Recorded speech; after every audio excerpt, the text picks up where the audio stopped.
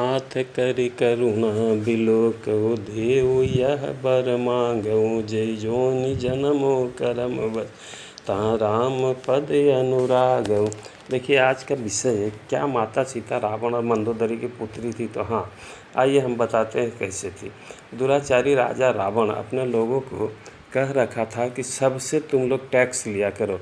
मुनि ऋषि अगर टैक्स ना धन दौलत का टैक्स ना दे सके तो उनसे खून लिया करो। अब राक्षस लोग जाते मुनि ऋषि के पास और उनसे टैक्स के रूप में खून लेते थे। जब अगस्त मुनि के पास गए तो अगस्त मुनि गुस्सा कर अभिशाप दे दिए कि अरे दुष्टो, तुम लोग हम लोग से खून का टैक्स लेते हो, इस खून से एक दिव्य कन्या उत्पन्न होगी जो राक्षस कुल का नाश कर देगी। ये राक्षस जो थे घबरा गए, वो घड़ा लेके आए, खून से भरा घड़ा रावण को दे दिए, कुछ बताए नहीं। रावण उसको बढ़िया से रखा।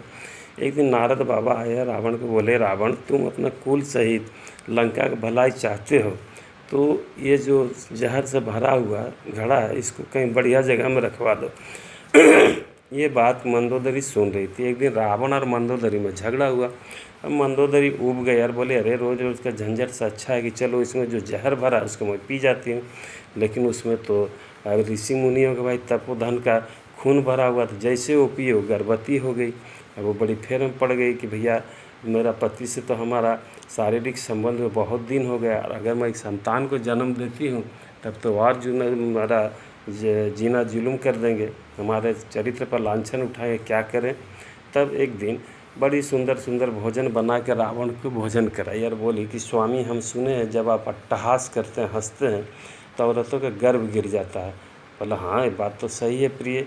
तो बोला एक बार हंस के दिखाए ना। रावण बड़ी जोर से अट्टहास किया, हा हा हा हा। सुनते ही मंदोदरी का जो गर्भ था गिरा, उसमें से बहुत सुंदर कन्या उत्पन्न हुई।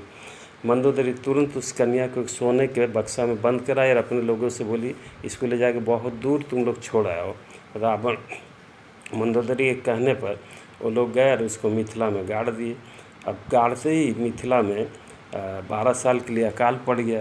अब जो मिथिला नरेश जनक जी के जो संत थे, ब्राह्मण थे, पुरोहित थे, वो बताए कि अगर राजा और रानी आप दोनों सोना का हल और बना करके हल टानेंगे तो ये अकाल टल जाएगा। और राजा रानी यही किए। तो हल का जो अग्रभाग था जाके उस पेटी में टकराया और जब खोद के देखा गया, पेटी खोला गया तो उसमें से एक दिव्य कन्या उत्पन्न हुई। कालांतर में उनका नामकरण किया गया सीता। और सीता माता का पालन जनकपुर में जनक जी और माता सुनैना किए। तो ये तो उनके पुत्री हुए नहीं, उनको मिली थी, लेकिन मंदोदरी के गर्भ से उत्पन्न हुई थी, इसलिए तो माता सीता उनके हिसाब से पुत्री है भैया।